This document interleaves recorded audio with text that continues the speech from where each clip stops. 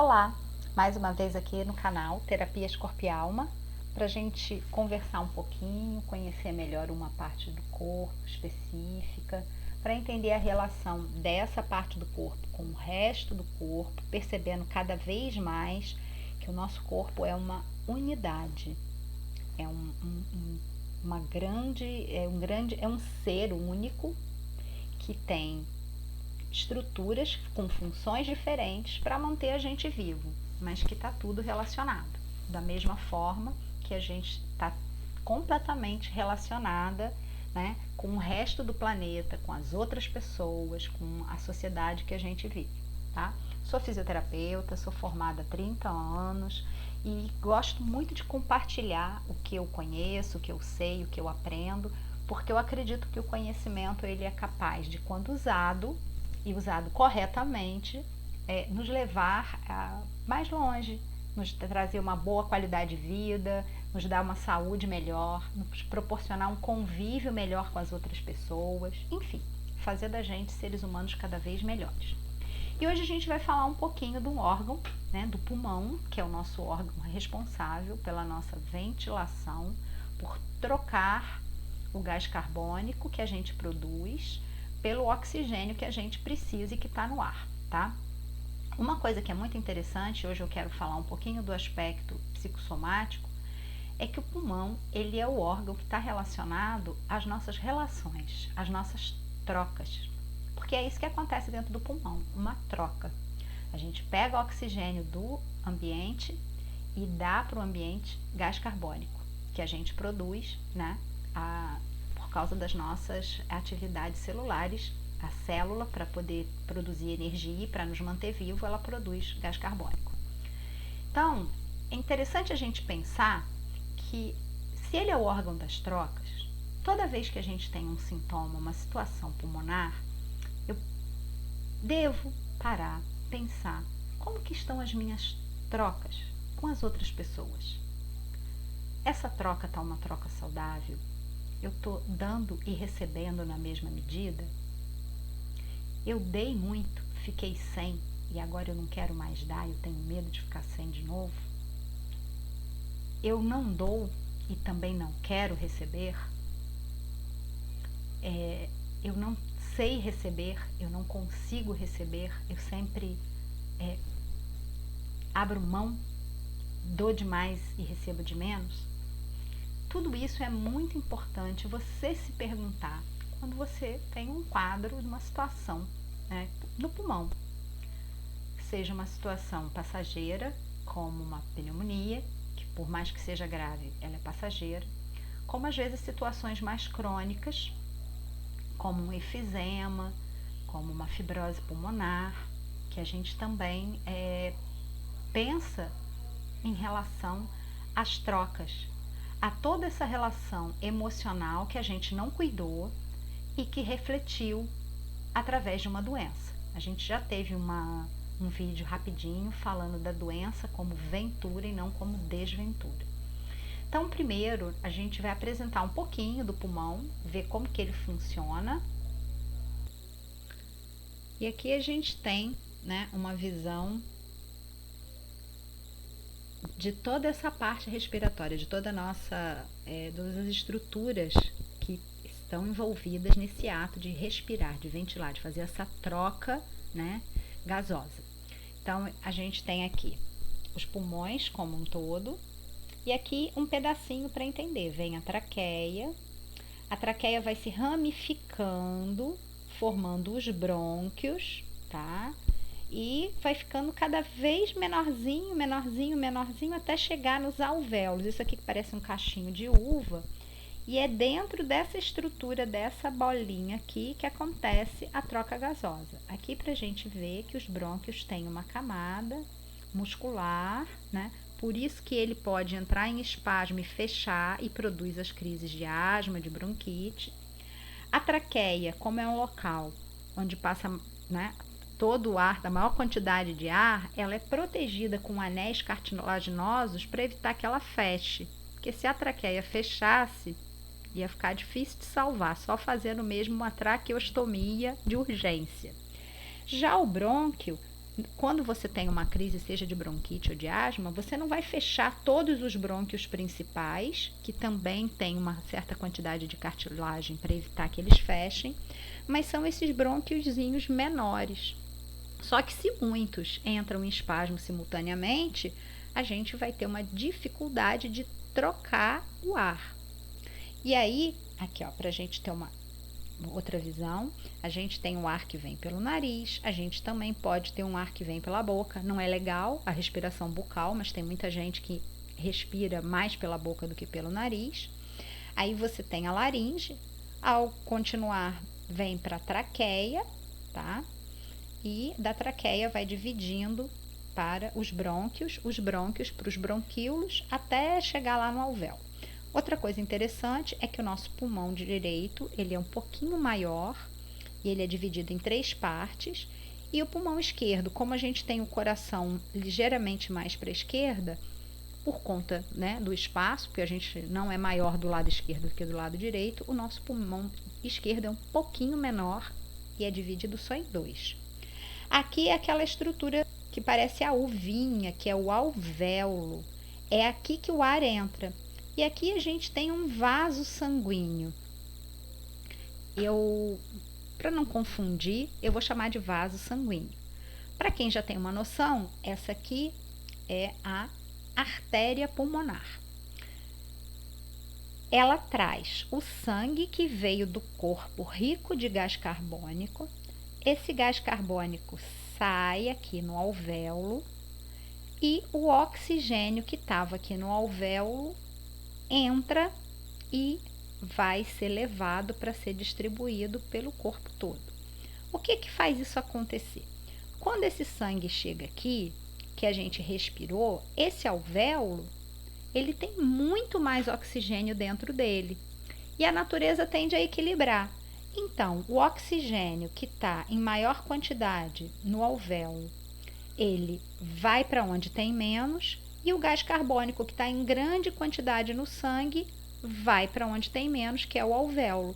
E é assim que a gente faz a nossa troca, tá? Aqui, ó, uma outra foto, né, para a gente entender que a gente tem aqui gás carbônico, oxigênio, mas geralmente quando a gente inspira, tem mais oxigênio no alvéolo e menos no sangue. E aí faz essa troca. Quando a gente expira, a gente jogou fora o gás carbônico que tinha em maior quantidade no sangue, né? E pegou o oxigênio que estava em maior quantidade no alvéolo. Uma coisa bem importante da gente entender nessa situação de troca, e já que a gente falou que o pulmão é o órgão da troca, é que numa crise de asma e de bronquite, a gente começa a dizer que falta ar, né? Ah, eu tô com falta de ar. Na verdade, o que falta é o oxigênio. A gente tá cheio de ar, o brônquio fechou e a gente não consegue colocar o ar para fora. E aí, como eu mostrei para vocês, tá cheio de gás carbônico. Como eu não consigo colocar para fora, eu não consigo colocar aquele gás carbônico para fora. E aí eu não tenho espaço para colocar oxigênio para dentro. Então, na verdade, numa crise de asma, numa crise de bronquite, não é que eu não tenha ar, eu tenho ar, um ar velho, cheio de gás carbônico, pobre de oxigênio, e o que eu preciso de verdade do ar é o oxigênio, né?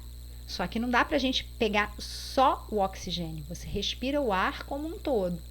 Você usa o oxigênio, você joga fora gás carbônico, inclusive o ar que a gente expira, ele tem muito mais gás carbônico, e o ar que a gente inspira tem mais oxigênio.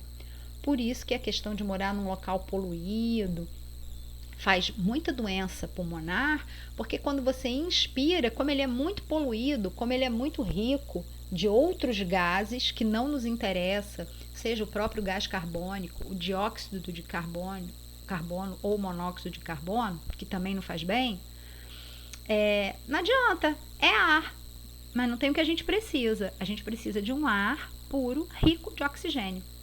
E também não pode ser rico demais, tem que ser numa concentração né, ideal. No nosso caso, a gente foi projetado para viver nessa concentração de 21% de oxigênio, porque o oxigênio demais também não faz bem. Ele oxida muito a tudo que está dentro do nosso corpo e que é passível de ser oxidado.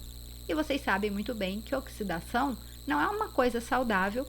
Vide, por exemplo, os metais que se oxidam. Eles vão ficando frágeis, eles vão sendo corroídos até que desmancha tudo. A oxidação dentro da gente é um dos processos que estão ligados ao nosso envelhecimento, porque a estrutura ela vai sofrendo da oxidação. Ela vai como se também fosse se desfazendo, perdendo a qualidade original do material que ela é feita. Então, essa questão da quantidade de oxigênio, quantidade de gás carbônico no ar é importante para a qualidade da saúde do nosso pulmão. Tá? Então, locais muito poluídos vão ter uma tendência que as pessoas terão mais problemas pulmonares. Mas se no caso não é esse o seu problema, você mora num lugar onde tem ar puro, onde tem muito oxigênio, as questões respiratórias, de falta de ar, não é porque não tem muito oxigênio no ar, é que na verdade você não consegue colocar para fora o ar que está lá dentro e você fica com um ar velho, com muito gás carbônico e sem oxigênio. Daí a sensação de falta de ar, que a gente devia até usar o nome certo. Eu tô com sensação de falta de oxigênio, aí a gente não errava mais e a gente entendia isso. O que tem a ver com a troca? A pessoa está cheia de ar lá dentro, é igual um efizematoso. O efizematoso acumula ar no pulmão. O pulmão vai ficando cada vez mais complacente, dilatando e não tem a força necessária para empurrar o ar velho para fora. E aí eu não consigo botar ar novo para dentro. E aí mesmo cheia de ar, eu não vou ter a quantidade de oxigênio. É como se você morresse afogado no seco. Pensar nisso, pensar nessas trocas e fazer uma avaliação de como estão as trocas da nossa vida fazem muita diferença para a qualidade da nossa saúde pulmonar. Agora a gente vai ver uma relação mais mecânica de como que funciona, né, a relação pulmão-diafragma e as estruturas articulares e ósseas que estão ao redor. Então aqui eu tenho meus pulmões repousando sobre o músculo diafragma. E aqui está a expiração primeiro, porque é assim que o diafragma fica quando ele está relaxado. E a gente percebe que o diafragma ele está inserido aqui, ele é preso na coluna e nas costelas. Por quê? Quando ele contrai e ele abaixa para poder dilatar, aumentar o tamanho do pulmão para entrar ar, muda todo o posicionamento das costelas e das minhas vértebras torácicas. Ou melhor, as vértebras torácicas têm que ficar em ponto de apoio bastante firmes para permitir que as costelas se movimentem e se expandam para que o pulmão possa expandir e possa entrar ar. Então, aqui eu tenho meu diafragma numa posição relaxada, na expiração, quando eu estou soltando o ar, e aqui eu tenho meu diafragma contraído, ele fica reto, ele abaixa na inspiração para entrar o ar.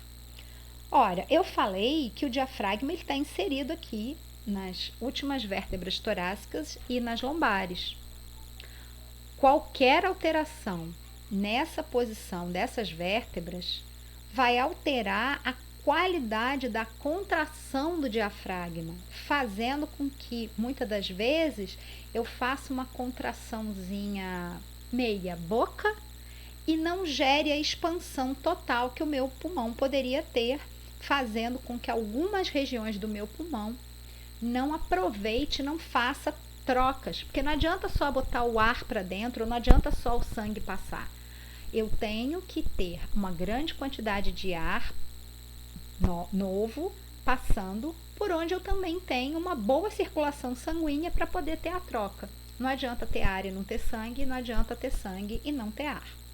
Aqui a gente vai ver de uma imagenzinha maior, melhor, né? Então, aqui na inspiração, o diafragma vem para baixo e as costelas se expandem, elas tendem a se levantar, elas vão ficar mais altas e mais proeminentes para frente também. O meu pulmão aumenta de volume. Se a gente comparar esse pulmão com este nessa imagem, dá para ver que esse aqui está um pulmão maior do que esse aqui. E aqui na expiração, olha, o diafragma volta nessa posição de cúpula, as costelas se retraem, né, abaixam e ajuda o pulmão a ficar menorzinho para empurrar o ar para fora. Então, eu tenho uma relação desse funcionamento, por exemplo, nas articulações da costela com o externo, das costelas com as vértebras torácicas, como a gente viu aqui, ó, onde elas estão inseridas, da coluna lombar. Mas aí a gente vai lembrar que a nossa coluna, ela também está relacionada com a nossa pelve. A pelve está apoiada na nossa articulação do quadril. E para quem viu a aula da pelve feminina, a gente viu o músculo psoas. O psoas, ele está aqui, ó, bem pertinho do diafragma e inserido nas mesmas vértebras. Então, se eu tenho uma alteração do meu músculo psoas, uma alteração da minha articulação do quadril, eu posso vir a ter um mau funcionamento do meu diafragma. Outra coisa interessante também da gente verificar é que o diafragma e essas relações mecânicas é intimamente ligado com dois órgãos que não tem muito a ver com a respiração, que são o fígado e o estômago. Existe um ligamento direto do diafragma com o fígado e o outro direto do diafragma com o estômago. Então, se eu tenho uma situação, um processo inflamatório no estômago ou no fígado, ou uma disfunção que faça com que esse ligamento fique mais tensionado ou fique muito frouxo, né? Porque esses ligamentos também servem de apoio para uma boa contração do diafragma, eu posso ter um mau funcionamento do meu diafragma e, por consequente, uma qualidade respiratória ruim, porque eu não vou conseguir expandir o pulmão todo e nem recolher ele todo para esvaziar bem, para não deixar ar, né, residual além do necessário, tá? Então, a gente começa a perceber que respirar bem, ter uma saúde respiratória, depende, claro, do meu pulmão estar limpo, não ter secreção, né? Eu não fazer uso de substâncias que vão impregnar o meu pulmão, como, por exemplo, o cigarro, que vai impregnar o seu pulmão por dois motivos. Primeiro, o componente do cigarro, né? A nicotina, e outros componentes que ficam, e aí o nosso pulmão ele vai criando um resíduo, ele é um acinzentado claro, às vezes ele fica bem marrom, quase preto. E o outro prejuízo do cigarro é que nos nossos brônquios, na nossa árvore brônquica que a gente viu lá na nossa primeira imagem desse vídeo de hoje, existem cílios que funcionam como se fossem escadas rolantes. Eles têm um movimento de vir lá de baixo, trazendo a secreção, porque a gente produz secreção diariamente para manter a nossa árvore brônquica lubrificada, aquecida e úmida, para facilitar essa passagem do ar sem irritar a traqueia, para aquecer esse ar e facilitar a troca lá do oxigênio com gás carbônico, lembra? Quando a pessoa fuma, a nicotina tem o poder de paralisar esses cílios. Então, essa retirada da secreção que acontece naturalmente, porque naturalmente a gente precisa produzir secreção, ela fica muito dificultada, ela para. E aí começa a acumular secreção em lugares diferentes do pulmão, diminuindo os locais onde pode ter uma troca, porque ali não vai ter ar chegando por causa da secreção, aumenta a probabilidade de você ter um processo infeccioso, porque essa secreção pulmonar ela é muito nutritiva para os micro-organismos, para as bactérias, para os fungos, tá? Então, são situações também que vão prejudicar a sua respiração, a sua capacidade de trocar gás carbônico com oxigênio, tá? Mas essas situações mecânicas da coluna torácica, da articulação costo external, da costela com o externo aqui na frente, da coluna lombar, com o quadril, com a pelve, por causa de músculos que estão inseridos na mesma região, a gente tem que começar a perceber que toda essa relação mecânica pode influenciar nessa troca gasosa que acontece no pulmão. Além também de, como eu falei, a gente dá uma olhada nas trocas da nossa vida, que às vezes vai se manifestar dentro de uma doença pulmonar, para a gente reorganizar isso. Bom, espero ter contribuído com um pouco mais de entendimento das relações do nosso corpo, de diversas partes do corpo. Eu volto com outros temas, outros assuntos, mas deixa aqui o seu like, deixa o seu comentário, dê uma sugestão e se inscreve no canal, que assim você vai ser sempre avisado quando tiver um tema diferente, tá? Até uma próxima e fica bem. Cuide-se, ame-se.